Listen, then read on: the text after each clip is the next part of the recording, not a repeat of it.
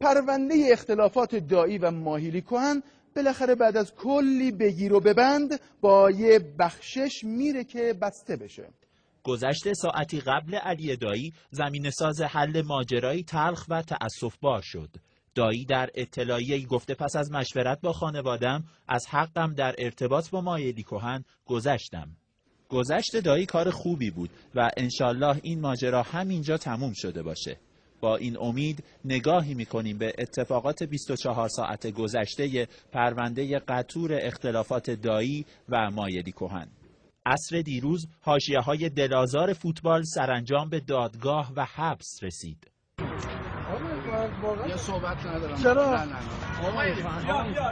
برای جامعه ورزش خصوصا فوتبالیا چیزی جز شرمندگی باقی نگذاشته. وقتی پول اومده تو کار فوتبال ما اینجوری شده. اگه پول نباشه این نبود که بیرنج دوست شده اینجوری میکنه که حرمت شکنی، یعنی همین بساطا دیگه. به گومگوهای دایی و مایلی کهن انقدر طول کشید و بالا گرفت که قانون به وسط اومد و در یکی از این بگومگوها که متاسفانه تعریضی به خانواده ها هم داشت حق رو به دایی داد. دایی البته پیگیر اجرای حکم دادگاه نشد، اما مایلی کهن اصرار داشت که حکم دادگاه اجرا بشه و به همین علت راهی حبس شد. دایی و مایلی هر یک به سهم خود در روزهای اوج خودشون برای فوتبال ما زحمات زیادی کشیدند.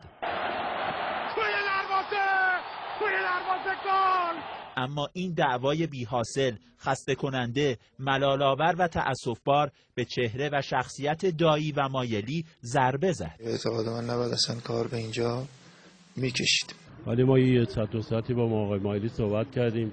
انشالله دنبال این هستیم که بتونیم رضایت آقای دایی رو جلب کنیم. آقای دایی بعد خود کوتاه بیاد، خود معلمگیری رو، شاگردی رو، ولی انشالله یه کاری میکنیم، انشالله حلش میکنیم. پادرمیونی پروین و بقیه پیشکسوت‌ها یا هر دلیل دیگه باعث شد دایی از حق خودش کوتاه بیاد. اما کاش به قول جلالی حواشی فوتبال یک درمان اساسی بشه. به عنوان یه اتفاقی که الان روی داده نباید بررسی کرد. اینو من فکر میکنم اگه ریشه یابی کنیم میبینیم حاصل یه رویکردیه که همه دارن به سمت موضوعات حاشیه‌ای و هر از گاه میبینیم